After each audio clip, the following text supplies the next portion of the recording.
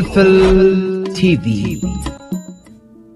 ሰላም ወሰናይ ኣብ ዝተፈላልየ ኩርናዓት ዓለም ብምዃን መደባት ፍልፍል ቲቪ ትካታተሉ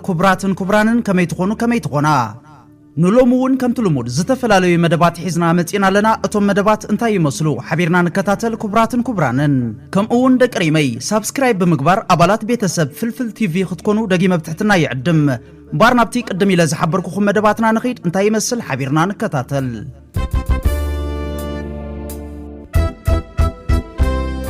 ፕሬዚደንት ሃገረ ኤርትራ አቶ ኢሳያስ አፈወርቂ ንሓሙሽተ መዓልታት ናይ ስራሕ ዑደት ንምግባር ናብ ግብጺ ገይሹ ኣሎ ፕሬዚደንት ኢሳያስ አፈወርቂ ብዕድመ ፕሬዚደንት ግብጺ ዓብደልፈታሕ አልሲሲ ንሓሙሽተ መዓልታት ናይ ስራሕ ምብጻሕ ንምፍጻም ብዕለት 30 ጥቅምቲ 2025 ናብ ግብጺ ተጓዒዙ ኣሎ ክልቲኡ መራሕቲ ብዛዕባ ምዕባይ ክልቲኡ ርክባት ከምኡውን ኣብ መንጎ ሓድሕዳዊ ኣገዳስነት ዘለዎ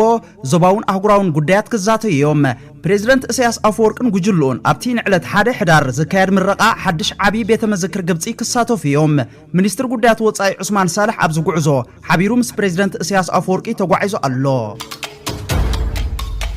እዚ ከምዚሉ እንዳሃለወ ፕሬዚደንት ግብጺ ዓብደልፈታሕ አልሲሲ ንፕሬዚደንት ኢሳያስ አፈወርቂ ኣብ ቤተ መንግስቲ ካይሮ ተቀቢሉ ኣዘራሪቡ ብ30 ጥቅምቲ 2025 በመሰረት ዕድመ መንግስቲ ግብጺ ፕሬዚደንት ኢሳያስ አፈወርቅን ጉጅልኡን ኣብ ግብጺ ብምብጻሕ ምስ ፕሬዚደንት ግብጺ ዓብደልፈታሕ አልሲሲ ተራኺቡ ኣሎ ኣብ ትርክብ ኣብ ምሕያል ዝምድና ክልቲአን ሃገራት ኣቀዲሞም ዝተጀመሩ ምምኽኻርን ምትሕግጋዝን ብዕምቆት ዘትየምሎም ብተወሳኺ ኣብ ምምጻእ ሰላምን ምርግጋእን ቅልውላዋት ሱዳን ኣብ ፈታታሓት ሽግር ኣብ ናይ ሓባር ምርድዳእ በጺሖም ብፍላይ ኣብ ጉዳይ ጸጥታ ቀርኒ ኣፍሪቃ ሶማልያን ቀይሕ ባሕርን ብዝምልከት ሓባራዊ ረብሓ ዘለዎ እዋናዊ ዞባዊ ምዕባለ እውን ዘትዮም ክልቲኡ መራሕቲ መንግስትታት ኣብ ዞባና ጸጥታን ምርግጋእን ንምድልዳል ነዞም ምዕባለታት ንምክትታል ሓባራዊ ምውህሃድን ምምኽኻርን ንምድልዳል ተሰማሚዖም ግብጺ ኣብ ዞባዊ ጉዳያት ጸጥታ ምውህሃድ ምስ ኤርትራ ኣብ ዝተፈላልየ ዓውደታት ምትሕብባርን ሓባራዊ ፕሮጀክትታትን ንምድልዳል ብዝምልከት ዝምድና ክልቲአን ሃገራት ንምድንፋዕ ዘለዋ ተወፋይነት ኣረጋጊጹ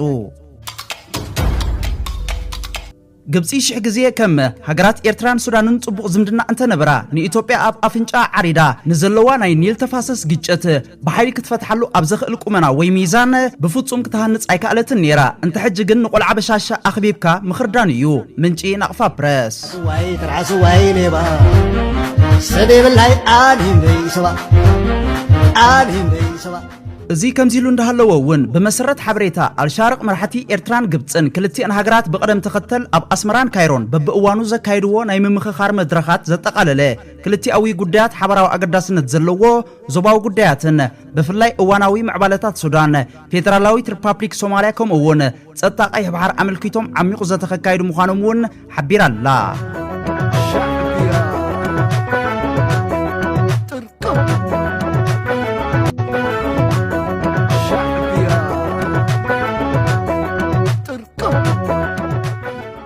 ዜና ዲፕሎማሲ ልኡኽ መንግስቲ ደቡብ ኣፍሪቃ ምስ ሓላፊ ማእከል ወፍሪ ዶክተር ወልዳይ ፍጡር ርክባት ኣካይዱ ብ30 ጥቅምቲ 2025 ሓላፊ ማእከል ወፍሪ ኤርትራ ኣብ ሰዓታት ቅድሚ ቀትሪ ሚኒስትሪ ኣህጉራዊ ዝምድናታትን ምትሕብባርን ደቡብ ኣፍሪቃ ወይዘሮ ኣና ታንዲ ሞራካ ኣብ ቤት ጽሕፈት ተቐቢሉ ኣዘራሪቡ እዚ ከምዚሉ እንዳሃለወ እውን ሚኒስትር ዜና ኤርትራ አቶ የማነ ገብረ መስቀል ንምክትል ሚኒስትሪ ኣህጉራዊ ዝምድናታት ምትሕብባርን ደቡብ ኣፍሪቃ ወይዘሮ ኣና ታንዲ ሞራካ ኣብ ቤት ጽሕፈቱ ተቐቢሉ ኣዘራሪቡ ዓላማ ትርክብ ንዝምድና ክልቲአን ሃገራት ንምሕያል ብዝያዳ ንምምኻርን ዘተኮረ መንባሩ ከምኡውን ኣብ ስትራቴጂካዊ ርክብ መራኸቢ ብዙሃን ኤርትራን ደቡብ ኣፍሪቃን ጸብጻብ ሚኒስትር ዜና የብርህ እዋናዊ መልእኽቲ ካብ ፈጻሚ ጉዳያት ኤምባሲ ኤርትራ ኣብ ኢትዮጵያን ኣፍሪቃዊ ሕብረትን አቶ ቢንያም በርሄ ሕጂ ዘሎ ኣህጉራዊ ስርዓት ኣብ መትከል ልኡላውነት ማዕርነት ሃገራት ዝተመስረተ እዩ ጂኦግራፊካዊ ወይ ብዝሒ ህዝቢ ንሓንቲ ግዝኣት ናይ ካልእ ግዝኣት መሬት ወይ ጸጋታት ናይ ምሕታት መሰል ኣይሂቦን እዩ ብምባል እዋናዊ መልእኽቲ ካብ ፈጻሚ ጉዳያት ኤምባሲ ኤርትራ ኣብ ኢትዮጵያን ኣፍሪቃዊ ሕብረትን አቶ ቢንያም በርሄ ኣብ ትዊተር እዩ ከምኡ ኢሉ ገሊጹ ዘሎ ኣብ ትዊተር ብምኻድ ትዊት ሪትዊት ኣይንሕመቕ ክቡራንን ካብዚ ቀፂለን በኣር ክቡራንን ተኸታተልቲ ድሕሪ ስርዓት ቆልዓ በሻሻ ዝተዛረቦ ዝተፈላለየ ርእይቶታትን መልስታትን ተዋሂቡሎ እቲ መልስታት እንታይ ይመስል ብዛዕባ ምንታይ ይገልጽ ናባኹም ከብሎ ደጊመ ሰናይ ምክትታል ዋይ ተራሱ ዋይ ሌባ ሰደብላይ ኣሊም በይሰባ ኤርትራ ምስ ኢትዮጵያ ይኹን ሃገራት ናይ ዞባ እትገብሮ ዝምድናታት ይኹን ስምምዓት ንሉዕላውነታን መሬታዊ ሓድነታን ከምኡውን ባሕራውን ኣየራውን ግዛኣታ ዘኽብርን ኣብ ንጹር ኣህጉራዊ ሕጋጋትን ኣገባባትን ዝተመርኮሰ እዩ ሚኒስትር ዜና አቶ የማነ ገብረ መስቀል ያኢ ሓደ ታሪኽ አልቦ ናይ ወረዳ ኣመሓዳሪ ዘይበቅዕ ናይ በሻሻ ኣራዳ ንናይ 60 ዓመታት ሓርበኛ ኢሳያስ አፈወርቂ ከታልል መሪሕነት ኤርትራ ሕልምኹምን ሃለውሳኹምን ተረዲኡ ብሚኒስትር ዜና ኤርትራን ሓበሬታን አቶ የማነ ገብረ መስቀል ዝግባእ መልሲ ኣብ 2019 ሂብኩም ነይሩ እዩ ምርኮኛ ባህላዊ ጀነራል ባጫ ደበሌ ከብዱ ዘመዱ አቤት ዕሽነት አቤት ንሻዕብያ ዘይምፍላጥ Eritrea for Eritreans, Gay Bahadi, Tamale, Lomi, Seva, always na Eritrea. Period. God have No.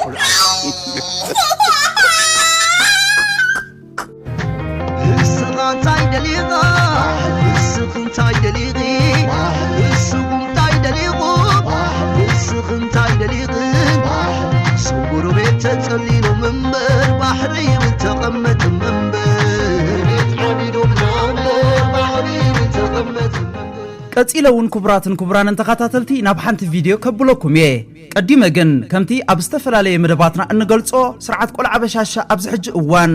ናይ ኣእምሮ ፀገም ገይሩሎ አንቱም ሰባት ትማልስ ተዛረቦ ብቅድሚ ትማል ዝበሎ ረሲዑ ቅድሚ ቁሩብ ሰዓታት ዝበሎውን ድምስስ አቢሉ ሓደሽቲ ዛዕባታት ናይ ምፍጣር ሕማም ተወሊፉ ወሎ እዚ ሕማም እዚ ንህዝቢ ኢትዮጵያ ንምድንጋር ንህዝቢ ኢትዮጵያ ንምትላል ዝግበር ዘሎ እምበር ኣብ ሓቅን ርትዓውነትን ዘይተመርኮሰ ምዃኑ ንሶምውን እቶም ሃለውሎ ዝብሉ ዘለዉ ነትናቱ ዝደግሙ ዘለዉ እውን ኣዳዕዲዖም ዝፈልጥዎ ሓቂ እዩ ለማኝ ሀገር መሆኗን ላስታውሳችሁ እወዳለሁ። ኢትዮጵያ ትልቅ ሀገር ናት፣ ሀብታም ሀገር ናት። ለልመና እጇን የምትዘረጋ ሳትሆን ለመርዳት ኪሷን ማበስ ያለባት ሀገር ናት። እኔ ደግሞ በተፈጥሮ የመለመን ጸጋ አለኝ። ልመና በጣም የሚሳካልኝ ሰው ነኝ፣ እድሜዬም በሙሉ ማለት ነው። ለምኜ ብዙ አላጣም። ልመና ሱስ የሆነበት ግለሰብና ማህበረሰብ መበልጸግ አይችልም። የሆነ ቦታ ልመናን በቃ ዛሬም ለኢትዮጵያውያን ወንድሞቼ ላበስር የምፈልገው ፍቅር ያሸንፋል፣ ይቅርታ ያሸንፋል። መግደል ኢህአፓ ሞከረው እኮ ደርግ ላይ አልሰራም። የኛ ግን ይብሳል፣ የኛ ይብሳል። በብዙ ቁጥር ተባስቶ ነው ምላሽ የሚሰጥ። እስከ ናብዛ ቪዲዮ ከብለኩም በህግ ያልወሰነው ተወካዮቹ ያላዩት ቢያንስ ካስፈጻሚ ካቢኔ ያላየው ውሳኔ ማን ወሰነው? በቃ ይበቃል ይናርካል። ይኸውልህ ግድግዳውን ነው ወደ ግራ ዙር፣ ወደ ቀኝ ዙር። ከላይ ምን ይላል? አንብብልኛ ምን ይላል? እሱን ስትገረፍ ታወራዋለህ።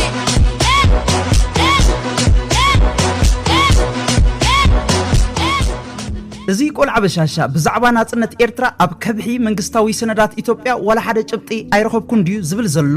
ሽግር እዩ። መራሒ ሃገር ብምድንጋርን ምትላልን ዝነብር እንተኮይኑ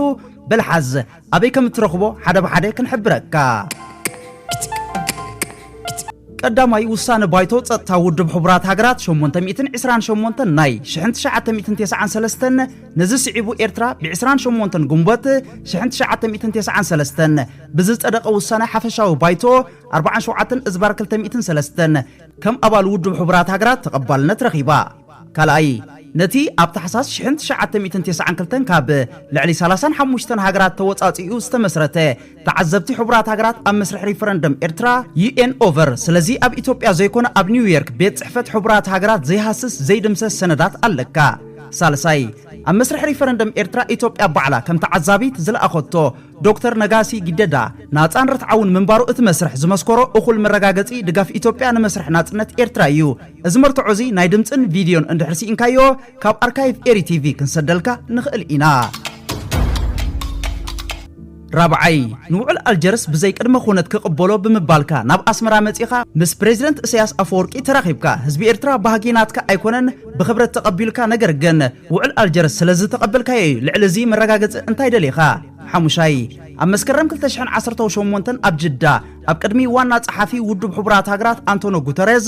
ንውዕል አልጀርስ ከም እትቕበሎን ከም እተተግብሮን ዝፈረምካዮ ድሮ ረሲዕካዮ ወይ ኣሉ ክትብል ደሊኻ መተሓሳሰቢ ብውዕል አልጀርስ ወደብ ዓሰብ ኣበየናይ ልኡላዊት ሃገር ድዩ ዝርከብ ናቕፋ ፕረሴ ሓላው ሪመይ أنت كوكب سمين معاري ريقا زيك تسكب متشوتي حقري انت كنكون الكيد دالي لعنا عامينك تكيسكي هدري أنت كوكب سمين معاري ريقا زيك تسكب متشوتي حقري انت كنكون الكيد دالي لعنا عامينك تكيسكي هدري قصيلون كبران تخاتلتي نابزا قصيلات سعب فيديو خبلكم دقيمة سناي مكتتال ركت وطيتنا ግን ለእናንተ ለማስታወስ እንዲሆናችሁ ከግጭቱ በኋላ በኢትዮጵያና ኤርትራ መካከል ሰላም ሲፈጠር መጀመሪያ ነው ወደ አስመራ ተጉዤ በኋላ የኤርትራው ፕሬዝዳንት ወደ ኢትዮጵያ ሲመጡ የመጀመሪያው መድረክ ያደረግነው ሚሊኒየም አዳራሽ ነው። ብዙ ህዝብ አለበት። በላይቭ ቲቪ ሁላችሁ ወይ ነበራችሁ ወይ ሰምታችኋል። ካልሰማችሁ አሁን ገብታችሁ ዩቲዩብ ላይ ስሙት። የመጀመሪያው ስብሰባ አሰብ ነው የሚለው እሳቸው ባሉበት ለህዝብ በሚገባው ልክ የረሳችሁን ለማስታወስ ብቻ ነው። ከኢየሱስ እንደመር ዓሰብ እንካፈላለን ስለዝበልካስ እሞንታይ ጉዳይ ዓሰብ ሕጂ ዘይኮነ ካብ መጀመርታ መዓልቲ ምስ መንግስቲ ኤርትራ አልዒለዮ ዲዝበለ ዝቆልዓ ንመጀመርታ ግዜ ፕሬዝደንት ኢሳያስ አዲስ አበባ ኣብ ዝበጽሐሉ ኣብ ሚሊኒየም አዳራሽ ኣብ ቅድሚ ህዝቢ ከኢየሱስ እንደመር ዓሰብ እንካፈላለን ኢለኔሬ ዲዩ ዝኸውን ዘሎ እትዘረባ እስኻስ ከም ዋዛ ኣምሲልካ አልዒልካዮ ጽቡቕ እቲ ናይ ሓባ ዓጽሙ በአቃጫጭ ሰሓቕ ዝመለሰልካኸ ረሲዕካዮ ዲኻ ብዘይካ ናይ አቃጫጭ ሰሓቕ መልስ ገነ ናይ ሃገር ህፃን እቲ ቅኔ ኣይተረዳእካን እምበር ፕሬዝደንት ኢሳያስ ኣብ ውሽጥኻ እንታይ ተሓስብ ፈሊጡ ገና ቅድሚ ፕሬዝደንት ኢሳያስ ኣፈወርቂ ናብ አዲስ አበባ ምብጽሑ ገና እዚ ኣብ ሚሊኒየም ኢለዮ እትብሎ ዘለኻ ከይሓሰብካ ኣብ ገዙ ዓዲሙ ቅድሚ ሕጂ ገይርዎ ዘይፈልጥ ሓንቲ ነቲ ተሓስቦ ዝነበርካ ከተቋርጾ እንተዘይኮይኑ መጥፊእኻ ከም ዝኸውን እተብርህ ቅብኣ ሂቡካ ነይሩ ሲንክሳር ናይቲ ቅብኣ ምፍታሕ ኣብይካ ድዩ እንተዘይተጋጊና እታ ቅብኣ በዓላ ብቐሊል መንገዲ ርእሳ እትገልጽ ስእልያ ነይራ ኣብ ሰማያዊ ገዚፍ ማዕበል ዘለዎ ባሕሪ ሓንቲ ብሩሑቕ እንዳተቃጸለት እተንሳፍፍ ጃልባ ዘላታ ቅብኣያ مفتح ويترجم نايت قداي بحر اندحر العلكا نوطو مالت معبولو كما غاز مسله دغم هصان زوطو ايكونن اندحر اتي خايغن لكع كمتا برحوق ابت بحر تندد زلا جالبا حنسابن حوارون مقصالكا يزبليو ازي بسل زخونه ناي قدم متنققتا ملእخت حزل هيا بينيرو ناي نجر هصان بناي دغ حيلتا تلايكا كاي حسبكا زليلكا نابتر مصاتيخا درو اتبارع تجميري كونتات ኢትዮጵያ ኣብ ኩሉ ዓይነት ሴክተሪ ዝንሪኦ ዘለና ስለዚ ነዚ ብጉጉይ ቅማረ ዘኣተኻዮ ብዘይካ ተቃጺልካ ምሕራር ካልእ መዋጾ የብሉን ስለዚ ቆልዓ በሻሻ ሓሮርኪ ኢልካውን ኦጋርዴን ኣይድሕነካ መሐመድ ቢን ዛይድ ኣየገላግለካ ናቕፋ ፕረሴ ሓላፊ ሕክምና ቃጸሎ ቀጺለውን ኩብራንን ተኻታተልቲ ኩናት ይመጽእ ኣሎ እቲ ኩናትከ ኣበዩ ክጅምር ስርዓት ብልጽግና ኣብ ትግራይ ከኣቱ እንተፈቲኑ ዓጸፌታ ስጉምቲ ክውሰዶ ምዃኑ ኣብ ግምት ከእቱ ይግባእ ኩናት ይመጽእና ኣሎ ናይ ኩናት ሓደጋ ናይ ኩናት ደመና ኣብ ልዕለና የንጸላልሉ እሞ እንታይ መዋጽኡና ክስታይ ንግበር ኩናት ህልዩ ኣብ መንጎ ብልጽግና ኦሮሞ መንጎ ትግራይ ይዝሉ እዚ እንታይ ወደ ናብ ካሊ ጣጣ ኸይድ ይዝብል እምነት የብለኝ ምክንያቱ አንተ ወታይ ለካይ ትግራይ ነዚ ምስ ኤርትራ ዝግበር ውግ ነጥሙ ቀይሮ የለሉ ስርዓት እዚ ሃንደል ለቂሉ ናብ ትግራይ ዘያኣትወሉ ዘሎ ሓደ ምክንያት ስትራቴጂክ አምቢጊቲ ስለዝገጠሙ ኣብ ልዕሊ ትግራይ ዝገብሮ ውግ መን ከም ዝሳተፍ መንግስቲ ኤርትራ ኢዱ እግሩን ጠማሚሩ ዲሱ ዝብል ፋኖ እንታይ ዓይነት ሓይሊ ይፈጥር ሽዑ ሺ ካፒታል ሲቲኦ ሓደጋ ይወድቕ ዶ እዚኦም ይኳልኩሌት ዝገብሩ ዘሎ እዚ ቲ ስትራቴጂክ አምቢጊቲ ማለት ቲ ጌም ንጹር ኮይኑ ማነች ክጎሮ ስለዚህ ካለ ሻህዚ ተዘይ ኮይኑ ውግ እንደህራልዩ ናይ መጀመሪያ ውግ ናይ ብልጽግና ኦሮሞ ኣብ ልዕሊ ትግራይ ዝኹ እንተዘይ ኮይኑ ትግራይ ከም ዘላታ ገዲፉ ናብ ኤርትራ እንትኸይዱውን ካለ ሓደጋ ስለዝኾነ ሓደ በቲ ዝወልኩ ከቢዲ ናይ ትግራይ መሬት ተጣንካው ትጎ ካልኣይ ታይ ከም ዝገጥሞ ናብ ኢንተርናሽናል ኮሚኒቲ ውን ታይ ከም ዝገጥሞ ኣይፈልጥን ስለዚህ ክገብራ ዝኽእል ህዚ ምስ ትግራይ ዝግበር ውግ ናይ ውሽጡ ጉዳይ ኢሉ ንኤርትራ ኮንቴይን ምግባር ፕሮፓጋንዳ ንስኹም ናውዚስ ክትሕጉዙ ሲትረፍ ንባዕልኹምውን ሓደጋ ስለ ዝኾንኩም ኢልካ ናይ ስነ ልቦና ፀቕጢ ብምፍጣር ካብኡ ኮንቴይን ትገብሮ ማለት እዩ ናይ ውሽጢ ጉዳይ እዩ ዝገብር ዘለኹ ኤርትራ ኣብ ናይ ውሽጢ ጉዳይ ከይተኣቱ ገለ ዓጉስለይ ዝብል ኣውያት ብምስማዕ ኣብ ልዕሊ ትግራይ እዩ እቲ ናይ መጀመርያ ውግእ ክገብሮ ዝብል እምነት እዩ ዘለኒ ብርግፅ ኣና ውሽጢ ጉዳይ እትእተው ኢሉ ንኤርትራ ክኸሰሉ ዝኽእል ሞራል የለን ውግእ ስለ ዝኣወጀና ላዕሊኣ ማለት እዩ እሱ ግን ብሞራል አንጻር ምስ ስርዓት እዚ ምዝራብን እዚየ ይሰግሮን እዚየ ይጥሕሰን ኢልካ ምሕሳብን ስለ ዘይከኣል ስለዚ መዋፅኦ ክኸውን ዘለዎ ካብዚ ቀፂለውን ጽምዶ ክቕጽል እዩ ምስ ኤርትራ ሰላም እዩ ዘድልየና ሓደ ካብ ላዕለዎት ኣዘዝቲ ሰራዊት ትግራይ ብርጋዴር ጀነራል ምግበይ ሃይለ ከባቢና ዘለው ህዝቢ በተለይ ንኤርትራውያን ሰላም ዝደሊ ናይ ኤርትራ ህዝብን መንግስትን ንሰላም ደው ምባል ክንቅጽለሉ ኢና ጆኖሳይድ ንዝቐጽል ሓይሊ ከዓ ኩሎም ጆኖሳይድ ዝቃወሙ ሓይልታት ኣብ ከባቢና ዘለው ኣምሓራ ይኹን ኤርትራ ይኹን ኣጎብ ይኹን ዓፋር ኣብ ጎኒ ህዝቢ ትግራይ ክኾኑ ኣብ ጎኒ ሰራዊት እዚ ክኾኑ ከዓ በዛ ኣጋጣሚ እዚዩ መልእኽትና ንሕልፍ ስርዓት ብልጽግና ንትግራይ ክወቅዕ እንተፈቲኑ ኤርትራ ኣብ ጎኒ ህዝቢ ትግራይ ክትከውን ምዃና ክፍለጥ ኣለዎ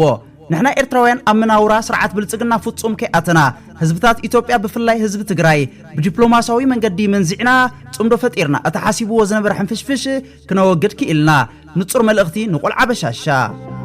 ክሳብ ብኻልእ ቪድዮ ዝምለሰኩም ጠጥዕሙ ሰሰናይ ጠጥዕሙ ደቅሬመይ ንዕሱባት ውድቀት ውሁድ ቅኒት ሃገራዊ ክብረት ዘለኣለማዊ ዝኽረን ሰማዕታትና ወትሩ ዓወትን ሓፋሽ